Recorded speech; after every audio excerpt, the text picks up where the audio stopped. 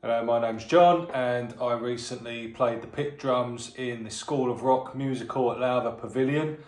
One of the things I noticed before I got the music, because we got the music quite late, was that there was virtually no videos on YouTube. I think I found one on how to play all the various parts. You can get the music on Amazon Music or iTunes. You know, just search for School of Rock, the musical. But there's some cool stuff in there, so I'm going to do a video for each of the tracks and just basically just explain any kind of awkward bits. But it's all pretty straightforward stuff, and apologies, this is just filmed on a phone, so there's no kind of fancy microphones or anything like that. But Stick It to the Man is probably the most popular song. It's about halfway through, just before the end of the first act, towards the end of the first act. It's got a cool sort of swingy beat, which all focuses around floor tom work. It's really important because obviously when you're in a pit band or any band, you need to be keeping time, but also it's rock music. It's supposed to deviate a little bit and be a bit behind the beat. So a lot of time people talk about being on the beat, ahead of the beat, behind the beat. You think, what does that really mean?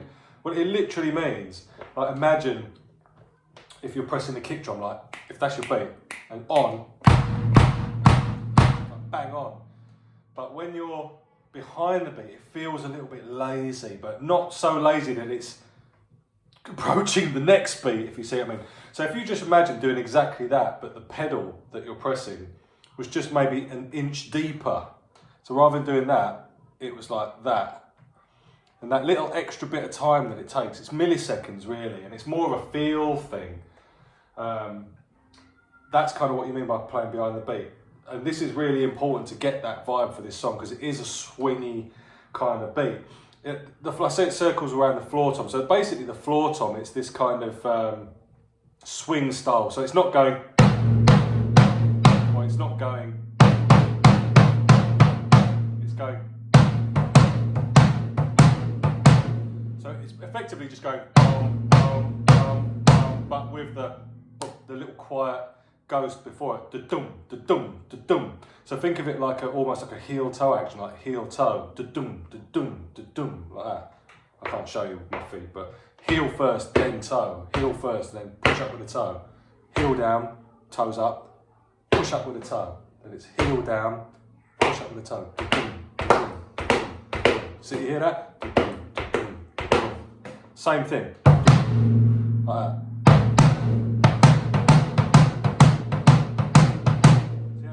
It's almost like the down, like when I lift my arm up, it's quiet, and then it's whip, then it's so.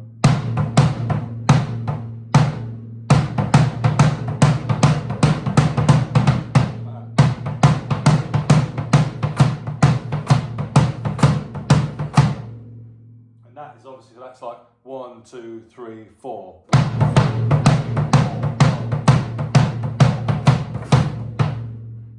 Hi-hat. So the way it goes is the kick drum is only on one. It is on a one, so it's dum, dum, like that.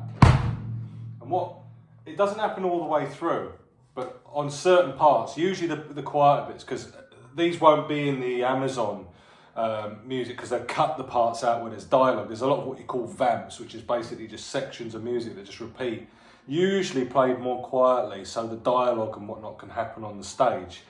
Okay, so when that happens, I'll just get played like normally, like the sort of the F dynamic, you know, relatively loud.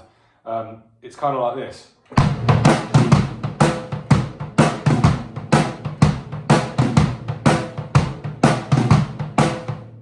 When you're playing, you know, sort of one of the bits with the dialogue, it might just sort of, rather than just going,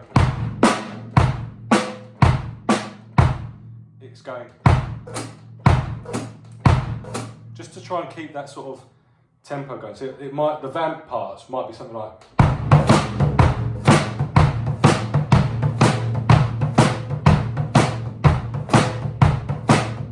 that. Yeah. There is one other vamp part in the song where it doesn't even have a snare. It's even sort of quieter. It's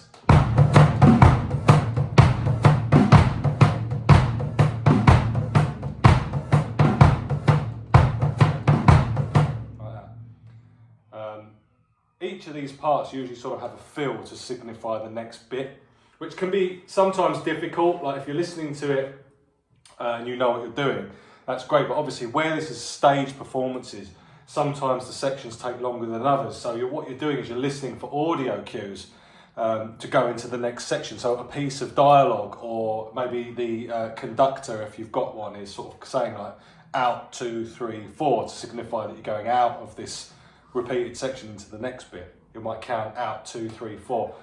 But as you know, most drum fills involve 4 beats, usually like a bar, 4 beats. So if someone says out 2, 3, 4, effectively the second you hear out, you've got 3 beats before you're into the next section. And most sort of conductors and things like that won't give you 8. They won't say out 2, 3, 4, 1, 2, 3, 4, boom. So a lot of the time when you're performing like that, you actually can't do the fills that you'd like to do, which is a shame, because as a drummer you want to do the fill at the end, but it's a little bit sort of deflating in a way, because you don't actually get to do the fill half the time, unless it's a 1 or 2 bar fill, beat fill, sorry. So for example, when you're doing that quiet thing that I was just doing there,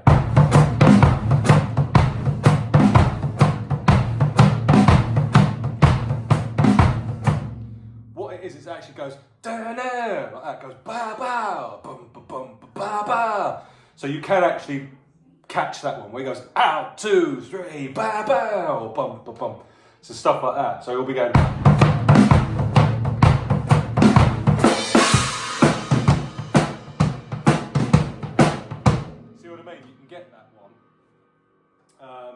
But that's basically the way that whole song goes. Sorry, because this is a wooden floor, so all my drums and that skid around as well.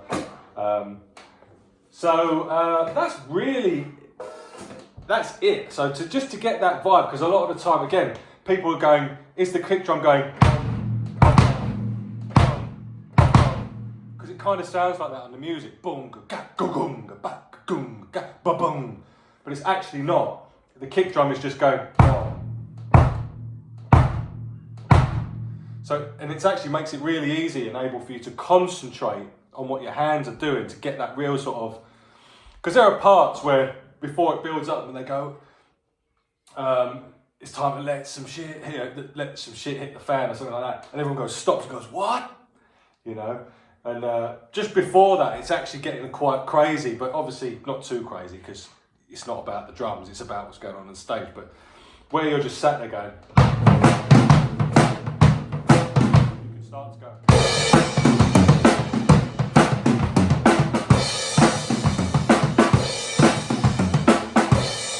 see what I mean? So it's all kind of, because your feet are just going.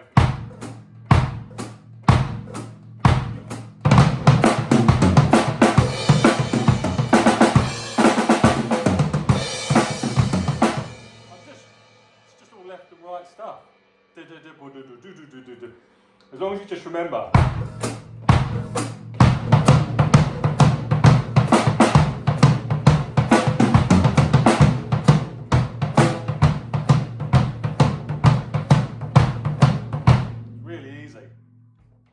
Really, really easy to do that. So I don't think there's any other parts in that song that really, just a few fills, you know, like there's like a little snare drum fill that comes in before Zach's or Zara's guitar solo. So same thing really, but it's just kind of like a da-da-da-da-da-da-da-da-da-da-da-da. And that's really just down to you on how you want to do that. You can do single strokes, ghost notes, you can go.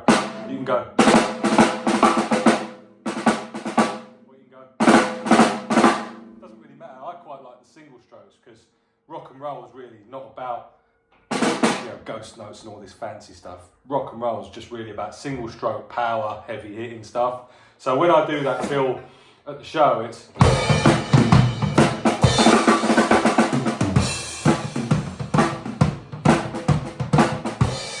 it's all heavy, hard hitting stuff. But that's the basic premise of that fill. That drum beat is it's. That's the dum that you're hearing. It's that first tom, that second tom, or the third tom. There's 4 toms really needed in this performance.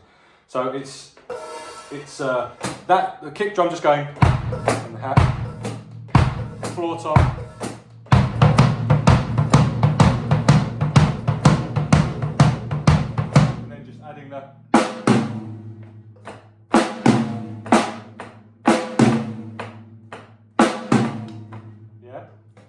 can use the third tom if you want. So it's...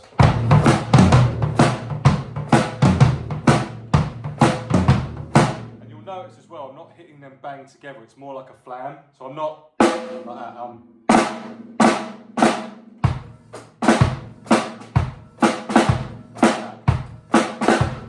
So that's more. It's like, again, it's loosey goosey. You know, it's kind of all rolling into each other.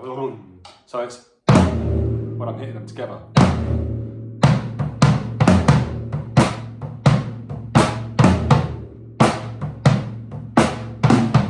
And all together.